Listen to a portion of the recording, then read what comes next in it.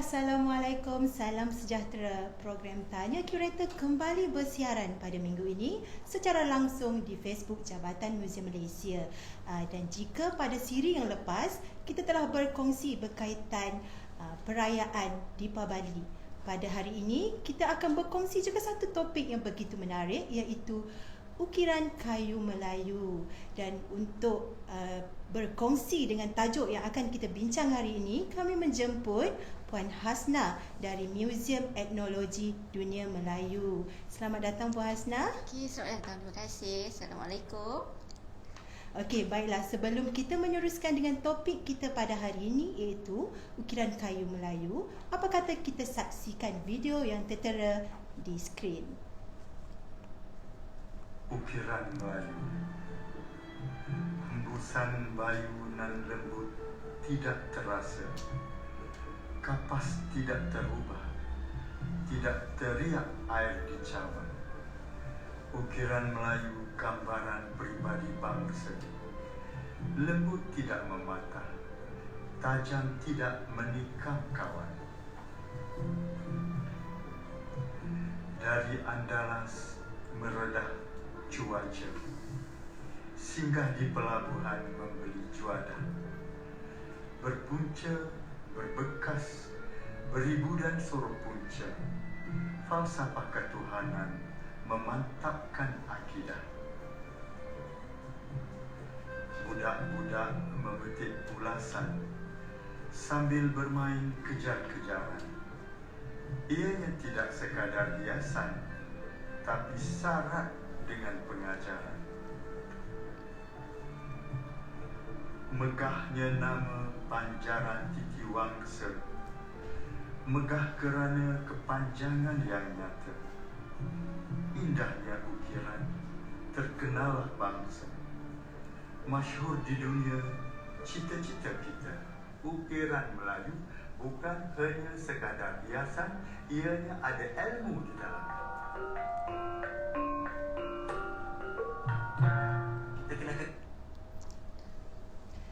Baiklah para penonton, untuk makluman, video tersebut dihasilkan oleh Q-Plate Finance. Okey, baiklah Puan Hasna. Ya, saya. Sebelum kita teruskan dengan topik kita, jika kita sebut pasal ukiran Melayu itu sendiri ya Puan, kita dapat bayangkan betapa halusnya seni ukiran craft itu sendiri. Baiklah Puan, sebelum kita mendalami berkaitan motif dalam ukiran Melayu, ukiran kayu Melayu ya, boleh Puan Hasna terangkan sedikit pengenalan berkaitan ukiran Melayu, ukiran kayu Melayu. Okey, pertama kalinya Assalamualaikum warahmatullahi taala wabarakatuh. Saya Hasnah binti Osman dari Muzium Etnologi Dunia Melayu. Okey, kalau kita bercerita pasal lanjut berkenaan dengan ukiran kayu Melayu, saya akan memperkenalkan dulu apa itu ukiran kayu. Okey, ukiran kayu sebenarnya ia adalah ukiran pertukangan tangan, iaitu daripada tradisi masyarakat Melayu itu sendiri yang telah yang telah terkenal sejak dahulu lagi. Okey, ia biasanya ukiran kayu ini ialah teknik sobek papan ataupun bongkah kayu itu sendiri. Okey, dia adalah dalam ukiran kayu itu ia telah diabstrakkan ataupun dibuat simbol daripada pengamatan si pengukir kepada semua alam. Okey, biasanya falsafah, kalau kita melihat daripada falsafah seni ukir itu, sebenarnya ia adalah ekspresi kecintaan pengukir kayu kepada sumber alam. Daripada kecintaan itulah lahirnya kejujuran seni yang memerlukan kesabaran dan juga ketelitian melalui pengukir itu. Ini pernah diperkatakan oleh pada Zulkifli Hanafilah pada tahun 1996. Okay. Oh, sebenarnya para penonton, itulah keunikan di sebalik seni ukiran kayu yang sebenarnya adalah ekspresi kepada kecintaan keindahan alam yang memerlukan kesabaran dan ketekunan ya Puan, semasa mengukir. Ya, betul. Itu dia. Puan, bagaimana pula dengan sejarah atau perkembangan bermulanya aktiviti berkaitan ukiran kayu ini? Boleh Puan kongsikan bersama para penonton? Okey, boleh, insya-Allah. Okey, kalau berdasarkan kepada sejarah perkembangan bermulanya aktiviti berkaitan ukiran kayu, jika melihat daripada catatan sejarah, kita telah dapat menilai ukiran kayu itu adalah pada zaman Neolitik lagi di Asia Tenggara. Ini terbukti apabila terdapatnya ukiran itu pada kendi, gelang ataupun mangkuk yang kita guna di peralatan dapur. Peralatan sekarang kan, betul. Puan. Okey. Kalau berdasarkan sejarah cacatan Melayu Seratus Salatin yang telah ditulis oleh Tun Sri Lanang pada abad ke-17, semasa Sultan Mansur Shah yang memerintah Melaka pada tahun tersebut, telah terdapat satu istana yang telah dikenali sebagai Istana Hawa Nafsu. Istana Hawa Nafsu. Betul, begitu pada unik zaman namanya pemerintah, pun. betul. Sebab dia tercatatnya seni bina yang begitu unik sekali. Okey, bila kita lihat di skrin ini adalah ilustrasi Istana Hawa Nafsu itu sendiri yang telah diilustrasikan oleh Encik Muhammad Faizal. Dalam istana ini telah dinyatakan ada 40 buah bilik sebenarnya. Mengandungi 40 buah bilik di dalam satu istana. Betul. Dan ilustrasi ini adalah berdasarkan kepada gambaran hikayat hantuah. Ia adalah ilustrasi 3 dimensi melalui perisian 3D Studio Max. Tapi malangnya, apa yang malangnya tu, Puan? Istana Hawa Nafsu yang dikenali ini telah terbakar pada zaman tersebut. Okey, maknanya kita tiada lagi peninggalan sebenar istana Hawa Nafsu ni, Puan. Ini hanyalah untuk para penonton, ini hanyalah lakaran ilustrasi 3 dimensi yang dilakarkan melalui perisian 3D Studio, dan ianya juga merupakan gambaran sebenar, ya, Puan. Betul. Ia berdasarkan kepada hikayat hantuah lah. Hikayat hantuah Istana Hawa Nafsu. Itu dia para penonton. Kita juga tahu kan, seperti yang dimaklumkan oleh Puan tadi, rupanya ukiran kayu Melayu ni telah bertapak seawal zaman Neolitik lagi, ya, Puan. Dah begitu lama. Okey, baiklah, seperti yang kita maklum, Puan, seni ukiran kayu ni nilai estetika dia tu begitu unik. Boleh Puan jelaskan dari sudut manakah nilai estetika ukiran kayu itu dilihat? Okey, nilai estetika kayu ni biasanya dilihat daripada segi keindahan ukiran itu sendiri dan juga konsep dia. Konsep apa yang diperlukan dalam ukiran tersebut. Selain daripada itu ialah komposisi dia. Komposisi yang diperlukan untuk ukiran. Betul. Dan juga apa yang selain daripada itu, ia juga adalah pemilihan bahan yang digunakan untuk ukiran itu yang tersebut. paling penting, saya rasa. Betul. Pemilihan bahan. Pemilihan bahan yang diperlukan dan juga kekemasan. Apa hasil daripada tukang ukir yang buat itulah. Okey, selain daripada itu, ia juga dipengaruhi oleh nilai kelembutan silat yang dipamerkan pada ukiran. Maknanya nilai, jangan salah faham ya para penonton, nilai kelembutan silat yang dipaparkan pada ukiran, bukan silat yang kita bersilat tu, ya, Puan. Silat pada ukiran. Betul. Biasanya dia keindahan ukiran ni dan dinilai kepada kelembutan silat yang terdapat pada daun ataupun motif bunga yang dipamerkan pada ukiran. Di situ dapat dilihat pada daun dan bunga yang diukir. Betul. Okey, maknanya elemen yang paling penting adalah pemilihan bahan, teknik, kekemasan bagi menghasilkan ukiran yang cantik, halus dan berkualiti, Puan. Betul. Okey, baiklah, seterusnya, Puan, jika kita lihat itu kalau kita lihat dari nilai estetika seni ukiran kayu. Okey, bagaimana pula dengan kegunaan ukiran kayu? Adakah ianya hanya sekadar hiasan ataupun mempunyai kegunaan lain di sebaliknya? Okey, biasanya hiasan amatlah penting. Tetapi selain pada hiasan, ukiran kayu ini mempunyai pelbagai kegunaan yang kita memang kadang-kadang tak terjangka pun. Bukan sekadar cantik je, kan, tapi banyak kegunaannya. Betul. Biasanya nilai ini, first of all, ukiran kayu dia juga boleh berfungsi sebagai pengaliran cahaya ataupun udara bagi sesebuah rumah. Itu Okey. mungkin kita tak perasan ya Betul. buat. Ha. Sebagai pengaliran udara dan pencahayaan. Pencahayaan. Okey. Kita ada visual untuk dipaparkan. Ya, betul, sekejap ya. Okey, apa yang dimaksudkan tadi melalui pengaliran dan pencahayaan. Bila kita refer kepada rumah ini, okey, rumah ini adalah sebagai salah satu contoh rumah masyuri. Okey, dia motif yang digunakan adalah teknik tebuk tembus, yang di mana di atas tertingkap dia adalah tebuk tembus. Itu adalah salah satu fungsi dia untuk mengalirkan pencahayaan dan juga pengaliran, di samping untuk mencantikkan rumah tersebut. Okey. Sebagai hiasan dan Betul. ada fungsinya juga sebagai pengaliran udara dan Betul. cahaya. Okey Puan, rumah ini terletaknya di Langkawi, Ya. dan sebab itulah dinamakan Rumah Masuri ya. Betul. Dan rumah ini saya difahamkan masih wujud. Masih wujud. Masih wujud peninggalan Ya, rumah betul. ini. Okey. Para penonton, jika anda mempunyai persoalan untuk diajukan kepada Puan Hasnah, anda bolehlah berbuat demikian di ruangan komen dan beliau akan menjawab persoalan anda. Dan jika beliau tidak berkesempatan, beliau akan menjawab persoalan anda selepas tamat program ini.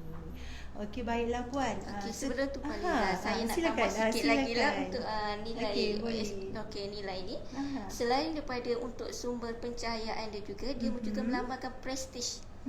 Status seseorang bangsa, betul. Betapa uniknya ukiran kayu itu digunakan, maka dia akan lebih menunjukkan status seseorang itu. Selain daripada itu juga, keunikan dan keindahan nilai tambah ini digunakan juga di rumah-rumah Melayu, rumah Melayu tradisional, dan juga di masjid. Maksudnya contoh di wakaf, di mimbar masjid, dan juga peralatan kita macam perabot dekat rumah, Kegunaan harian. Betul, kegunaan harian dan juga peralatan dapur itu sendiri. Okey. Jika kita lihat yang di atas tu merupakan tebuk tembus yang seperti yang dimaklumkan, di atas yang tingkap. berada di atas tingkap. Ya, betul. Juga merupakan salah satu tambah nilai Puan. Betul. Okey, baiklah. Seterusnya Puan, saya difahamkan terdapat beberapa orang adik guru yang sangat mahir dalam seni ukiran kayu ini. Boleh Puan kongsikan dengan para penonton siapa di antara adik guru di sebalik ukiran kayu ini? Okey, untuk adik guru yang terkenal di Malaysia lah, saya ambil contoh 4 sajalah yang terkenal di Malaysia. Kalau diikutkan ramai Puan. Betul, ramai yang telah diiktiraf oleh seni kraf kita. Ya. Okey, yang pertamanya saya ambil contoh ialah Wan Su.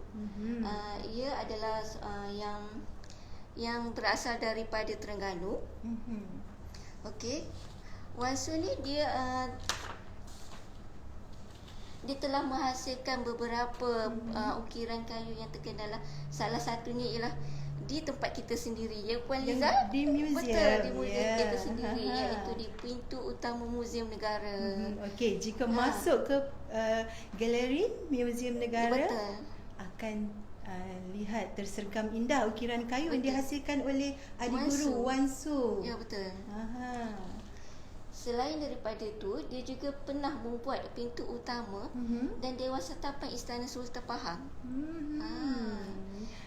Okey, itu dia adik guru kita Yang pertama. yang pertama. Okey, iaitu yang Wan kedua Su. ialah Wan Mustafa. Wan Mustafa. Wan Mustafa ini ialah anak kepada Wan Su. Saya baru nak tanya apa kaitan Wan Su dan Wan Mustafa. Betul, dia adalah Wan Mustafa dan dikenali juga sebagai Wan Pok. Wan Po. Ya. Dia telah, walau bagaimanapun dia telah meninggal dunia lah. Al-Fatihah untuk beliau. Al-Fatihah. Okey, maknanya diturunkan ilmu kepada anak beliau iaitu Wan Mustafa. Betul. Okey. Seterusnya adik guru selain daripada Okey, selain daripada Wan Mustafa dan Wan Su, kita juga ada lagi dua adik guru yang terkenal yang sekarang alhamdulillah masih ada, iaitu Nur Haizan Nordin. Dia juga berasal daripada Terengganu. Dia juga telah membuka syarikat seni ukir Bakawali. Yes, dia telah memperkenalkan pelbagai hiasan, iaitu termasuklah di dalam Muzium Negeri Terengganu. Betul, bila kita pergi ke Muzium Negeri Terengganu, terlihat tersegam indahnya ukiran-ukiran Melayu yang dipamerkan di situ. Okey, bagi yang pernah berkunjung sudah pastilah tahu bagaimana betul. keunikan dan kecantikan seni kraft ukiran kayu yang berada di Muzium Terengganu itu sendiri ya Puan. Seterusnya adik guru selain daripada Nurhaiza Nordin. Aha. Okey, sekarang kita refer kepada Muhaimin Hasbullah. Muhaimin Hasbullah ni telah diiktiraf sebagai adik guru pada tahun 2019. Tahun lepas ya Puan? Betul, tahun lepas. Beliau juga telah dianugerahkan sebagai the best craftsmanship di China. Di negara di China? negara China, betul. Dia pertandingan bertaraf antarabangsa ya Puan? Betul. Dia telah membuka sebuah syarikat yang berkaitan dengan kayu, itu Innercraft yang terletak di Pahang. Okey, antara hasil ukiran yang telah dipamerkan adalah yang sekarang terletak di Parlimen. Di bangunan Parlimen. Di bangunan Parlimen. Okey, apabila kita pergi ke bangunan Parlimen, kita pada tahun 2003 dia telah membuat ukiran salah satunya hiasan dinding yang bermotifkan bunga raya. Bunga Betul. Kebangsaan kita. Bunga kebangsaan kita. Okey, kalau berdasarkan kepada motif tersebut, bila kita pergi kita boleh lihat dia terdapat 14 kuntum bunga raya. 14 kuntum, pada kebiasaannya 5 kuntum. Kenapa? Mesti ada makna yang tersirat. Betul. Dia adalah menceritakan tentang kita ada 14 buah negeri. Okey. Itulah keunikan di sebalik ukiran. Ada penceritaannya sebenarnya. Betul, ada penceritaannya. Okey, seterusnya Puan, kalau kita lihat seni ukiran kayu ni dia kan begitu halus pembuatannya. Di sebalik pembuatan ukiran kayu, tentulah pemilihan jenis kayu itu merupakan elemen penting kan Puan? Betul. Untuk menghasilkan ukiran yang cantik, halus dan juga berkualiti. Boleh Puan kongsikan apakah jenis-jenis kayu yang biasa digunakan untuk menghasilkan ukiran kayu Melayu? Okey, biasanya kalau untuk ukiran Melayu, dia bergantung juga kepada kegunaan barang tersebut ataupun motif itu digunakan untuk apa. Okey, biasanya dia akan menggunakan kuantiti ataupun barang atau pokok jenis kayu yang tahan lama. Yang berkualiti dan tahan lama, yang boleh tahan kepada air, yang tak ada serapan, sebab dia adalah untuk menjaga kesejahteraan kualiti tersebut. Selain daripada itu, contoh kayu yang digunakan kayu cengal, kayu nyatu, kayu merpati. Tapi kalau untuk penggunaan dapur, ada jenis kayu lain pula ya Puan? Itu yang dikatakan bergantung kepada peralatan yang kita ingin hasilkan. Betul.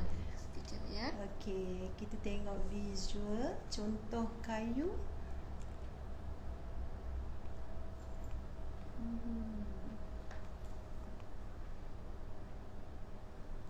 Okey, ini antara contoh kayu yang digunakan. Okey, biasanya kalau untuk hiasan dinding dia akan menggunakan kayu cengal lah.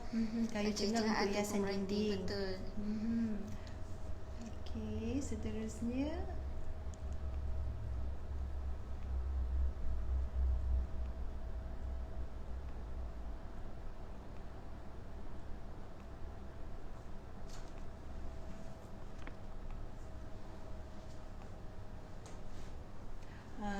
Okey. Kalau ini seterusnya adalah kalau peralatan. untuk contohnya peralatan di dapur, okey, ukiran kayu untuk kuku kelapa dengan putu acuan. Kalau untuk acuan kuih ni biasanya dia hanya digunakan peralatan ataupun jenisnya di kayu yang berada di sekitar perumahan sahaja. Yang senang diperolehi. Contohnya adalah kayu nangka. Betul. Para penonton, di sebelah sana adalah kukul kayu. Betul. Yang diukir dengan cantik. Betul. Ini walaupun untuk kegunaan harian, betul. Tapi nilai estetika itu begitu unik. Dan ini adalah putu acuan putu, kuih putu. Betul. Biasanya dia menggunakan motif flora lah. Motif flora. Betul. Okey. Baiklah Puan, bagaimana pula dengan peralatan yang digunakan untuk menghasilkan sebuah ukiran kayu? Okey, kalau untuk peralatan untuk mengukir, perkara asas yang digunakan adalah pisau wali. Yang penting Ya, mesti pisau ada wali. pisau. Betul, pisau wali ni ataupun dikenali sebagai pisau mengukir, iaitu Pisau untuk mengukir. mengemas dan melicinkan ukiran tersebut. Okey, selain daripada tu, ya sebagai contoh je lah, saya ambil beberapa jenis contoh. Yang kedua ialah ketam. Ketam ni ialah untuk mengemaskan dan melicinkan bongkah kayu ataupun papan yang akan diukir. Yang seterusnya adalah pahat. Pahat. Ya, pahat adalah pelbagai jenis pahat. Ada yang lebih besar, ada yang kecil. Dia berukuran dalam 6 cm ke 25 cm. Okey. Pelbagai jenis ni adalah untuk memahat ataupun mengeluarkan sobekan untuk mengukir. Betul. Kita sebut sobekan juga. Betul. Untuk mengukir itu sendirilah.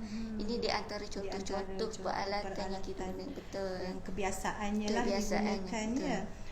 Yang ni peralatan dia, kalau kita kata berdasarkan kepada ukiran Melayu tradisi yang lama. Sebab sekarang ada juga yang moden, betul, yang menggunakan peralatan mesin. Betul. Yang lebih cepat, betul. mudah. Betul. Okey. Itu dia antara peralatan yang digunakan dalam ukiran kayu Melayu. Betul. Okey, baiklah puan. Keunikan seni ukiran kayu itu dapat dizahirkan melalui motif-motif yang diukir oleh adik guru ataupun para pengukir. Baiklah puan, apakah motif yang biasa digunakan dalam menghasilkan ukiran kayu? Okey, untuk menghasilkan ukiran kayu terdapat 5 elemen yang penting ya. Yang pertama, ukiran Melayu berdasarkan motif tumbuh-tumbuhan. Motif tumbuh-tumbuhan. Corak geometrik, kaligrafi, dan juga benda bernyawa, serta kosmos. Ya, Okey, ada betul. 5. Betul, 5 ya. Yang diberi titik beratkan untuk tumbuh-tumbuh ni lah. Okey, saya terus terang kepada tumbuh-tumbuhan dahulu. Biasanya motif berdasarkan pada tumbuh-tumbuhan ni ia adalah melibatkan pengamatan tukang pengukir di tumbuhan-tumbuhan di sekelilingnya. Terutamanya dia biasanya akan mengambil motif yang tumbuhan itu boleh membuat perubatan kepada dia. Masa tumbuhan tu digunakan untuk proses pengubatan. Untuk tujuan perubatan. Betul. Dan biasanya untuk tumbuh-tumbuhan, motif yang kerap digunakan adalah motif bunga, kelopak bunga ataupun putik bunga dan juga daun dia. Serta buah juga. Itu yang kita dapat lihat beberapa unsur yang terdapat pada ukiran. Betul. Kelopak bunga, putik bunga. Betul. Yang bertujuan untuk perubatan kebiasaannya. Betul. Biasanya dia merefer kepada nilai perubatan kepada betul. Itu motif-motif ya puan. 5 motif utama yang selalu digunakan oleh para pengukir. Okey, baiklah Puan Hasnah, tadi kita bincangkan berkaitan motif-motif yang sering digunakan. Bagaimana pula dengan jenis-jenis ukiran kayu Melayu yang biasa kita lihat? Jenis-jenis ukiran Melayu yang biasa kita lihat ialah tebuk tembus, tebuk timbul. Tebuk tembus ada 2 ya. Dia terbagi pada bersilat dan tak bersilat. Okey, kalau kita lihat dekat sini. Apa beza dia? Bersilat dan tak bersilat. Okey. Ada beza untuk dipaparkan? Okey, sebelum tu saya terangkan dulu Okey, silakan okey, yang ni. Aha. Kalau berdasarkan kepada pengamatan si pengukir itu, ini gambar yang pertama ini adalah gambar betul-betul gambar contoh dia gambar sebenar. Ketumbil, betul. Yang sebelah sana ada yang telah dilukis yang telah diolah. Yang telah diolah. Yang ni yang telah diolah dan telah membuatkan penggayaan ataupun olahan bunga yang nak diukir kepada kayu. Pada kayu tersebut. Dan hasilnya adalah ini olahan kudu. Ini adalah panel sebenar. Ini adalah panel sebenar. Panel sebenar ialah tebuk tembus yang ni akan diadakan kepada ukiran kayu pada bongkah kayu, dan inilah hasilnya. Ini adalah hasil Betul, yang sebenar. hasil yang sebenar. Setelah Ini, melalui beberapa proses, dan inilah hasil betul, ukiran yang sebenar. betul. Ini adalah panel sebenar, tebuk tembus. Menggunakan teknik tebuk tembus ya para penonton. Betul, yang menggunakan kayu cengal. Yang saya menggunakan kayu nyatakan cengal tadi, yang betul. kebiasaannya digunakan sebagai yang berada di atas Betul. rumah sebagai pengaliran udara itu tadi ya Puan. Betul. Okey. Ini adalah contoh yang telah kita berikan kepada itu, tembuk tembus. Okey. Seterusnya Okey, kalau untuk tebuk timbul ataupun tebuk timbul, contohnya adalah seperti inilah. okey. Seperti yang terdapat pada ini merupakan koleksi Jabatan Muzium Malaysia ya Puan. Betul-betul. Okey, kita tunjukkan kepada para penonton dengan lebih jelas. Okey, ini adalah tebuk timbul, di mana ataupun kesan pahatan ataupun kesan ukiran ini dia tidak tembus keluar. Maknanya dia Okey. begini rupanya. Begini dia tidak rupanya dia motif dia akan ditimbulkan. timbul. Ya, betul. Begitu. Dan biasanya yang ni adalah untuk hiasan ataupun perabot lah. Yang kita digunakan pada perabot betul, sebagai hiasan. ataupun hiasan sahaja. Okey, seterusnya ada lagi contoh yang ingin Okey, biasa dikongsi? sebut saya nyatakan tadi kegunaan dia juga adalah untuk permainan. Permainan. Okey, ini salah satunya. Saya hasil tertarik nilai dengan itu cantik sekali saya rasa. saya pun rasa cantik sangat. Puan boleh jelaskan apakah kegunaan benda ini sebenarnya? Sebenarnya ini adalah jebak puyuh. Adalah perangkap burung puyuh yang digunakan oleh kaum lelaki untuk merangkap puyuh pada masa lapang. Okey. Walaupun dia hanya adalah salah satu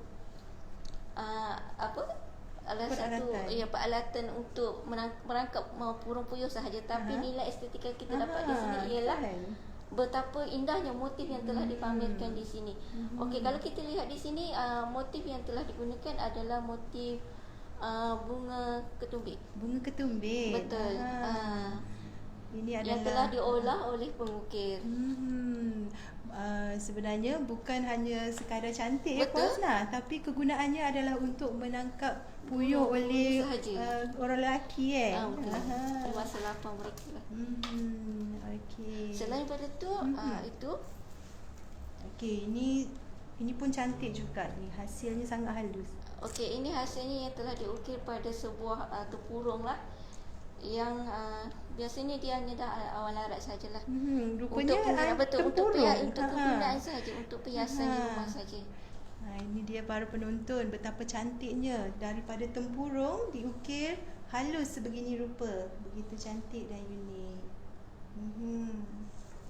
Dan seperti yang di sini Rehan. Rehat, Yang begitu juga. ini merupakan ukiran tebuk tembus. Sorry, boleh saya tengok sekejap?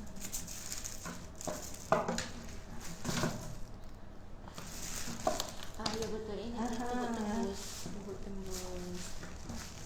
Okey, itu dia antara contoh koleksi ukiran kayu betul. Melayu yang dimiliki oleh Jabatan Muzium Malaysia. Okey, baiklah. Jika ada persoalan, boleh ajukan soalan anda di ruangan komen dan Puan akan menjawabnya. Saya dimaklumkan kita ada soalan dari para penonton. Okey, apakah falsafah ukiran kayu Melayu khususnya di kawasan timur laut yang dikaitkan dengan pengaruh langkah suka? Okey Puan. Okey, falsafah ukiran kayu Melayu yang dikaitkan dengan pengaruh langkah suka ialah kelopak dewa yang berkembang pada abad ke-6. Seni rekanya menggunakan gaya seperti lidah api, sama seperti motif yang digunakan di kerajaan Ayutthaya, iaitu di Siap dan juga di Majapahit di Jawa. Banyak digunakan unsur-unsur tenaga bumi. Maknanya digunakan unsur tenaga bumi. Betul, iaitu seperti tanah, Unsur air, tanah. api. Jadi sumber ini kita boleh refer juga kepada buku Kraftangan Malaysia. Para penonton boleh Betul. juga rujuk melalui buku Kraftangan Malaysia tahun 2009. Betul. Okey. Baiklah, ada lagi soalan. Apakah jenis kayu yang banyak digunakan dalam ukiran Melayu ini, Puan? Okey, seperti yang saya nyatakan tadi, jenis kayu yang digunakan adalah berdasarkan kepada kualiti buruh kayu tersebut, iaitu jenis yang tahan lama, yang air, betul, yang contohnya adalah kayu cengat, merbak dan juga kempas. Itu betul. Dia kayu yang sering digunakan. Okey. Ada lagi soalan? Okey, baiklah, saya dimaklumkan tiada lagi soalan. Tapi jangan risau, para penonton boleh mengajukan soalan walaupun program kita dah berakhir. InsyaAllah Puan Hasnah akan menjawab persoalan anda. Okey, baiklah Puan, saya rasa kita tiba di penghujung rancangan program kita ni, Tanya Kurator. Okey Puan, saya nak tanya, apakah harapan Puan dalam melestarikan seni ukiran Melayu pada masa kini dan pada generasi akan datang? Okey, harapan saya adalah ukiran kayu ni harus dikekalkan ataupun diperturunkan ilmunya kepada pelajar-pelajar yang baru.